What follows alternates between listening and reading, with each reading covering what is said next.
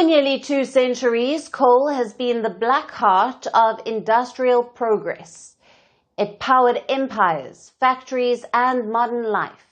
And now the world has finally moved on. The energy balance has finally tilted toward renewable energy. According to a new report, renewable energy didn't just grow, clean energy has sprinted ahead. In the first 6 months of 2025, solar output surged by nearly a third compared to last year. It met 83% of the global increase in electricity demand. Wind power added its own gust of progress, growing 7%. Meanwhile, coal and gas use has dipped. Analysts call it a turning point. So who led this clean energy surge? It's being driven by China and India. China added more renewable energy capacity than the rest of the world combined. As a result, its fossil fuel use actually fell by 2%. And then there is India. India's renewable energy output grew 3 times faster than its electricity demand this year. Coal use fell by over 3%. Gas use went down by a staggering 34%.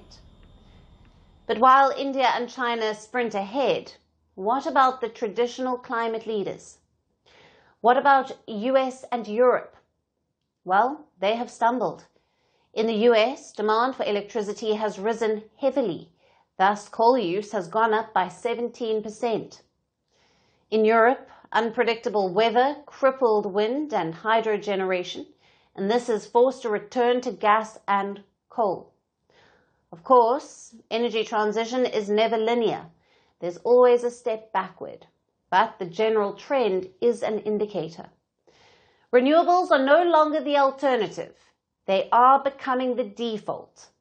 In fact, solar is expected to deliver 80% of all new renewable capacity by the end of the decade.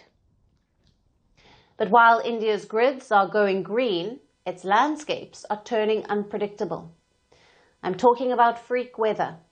Floods, landslides, and heat waves are rewriting the country's geography. Punjab saw its worst deluge since 1988. Himachal Pradesh's mountains slid into the rivers below. Kolkata was underwater for 2 days. India is now the 6th most climate vulnerable country on earth. Between 1993 and 2022, it faced over 400 extreme weather events that have killed 80,000 people. It caused economic damage worth $180 billion. So, a report suggests the government is experimenting with something new: climate-linked insurance. How does it work? Basically, it is insurance that pays out not when you file a claim, but it pays out when the weather crosses a threshold. Say if the temperatures rise above 40 degrees Celsius for a week, or when rainfall exceeds a certain level. Now, the model is called parametric insurance.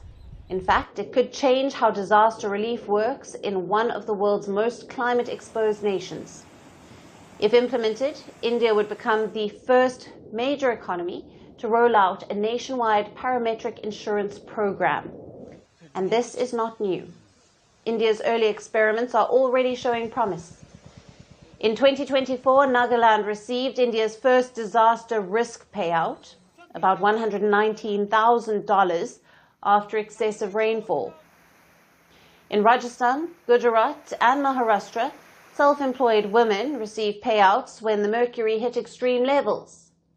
Kerala even rolled out an insurance plan to protect dairy farmers, and this after heat stress started affecting their cattle. Globally, also, this idea is picking up. Fiji launched one in 2023 for cyclones. Several Pacific and Caribbean nations are exploring similar models. The topic could even dominate climate finance discussions at COP30 in Brazil later this year. Because the world is standing at a crossroads. Yes, the weather is getting freakier. The cost of adaptation is rising. But the energy landscape is also transforming. Coal may have powered our past, but sunlight and wind are now powering our future. Want the facts? The latest developments? News that gets straight to the point. Well, we've got all three just for you. This is Firstpost Live, a brand new show, your window into what really matters. Don't miss it.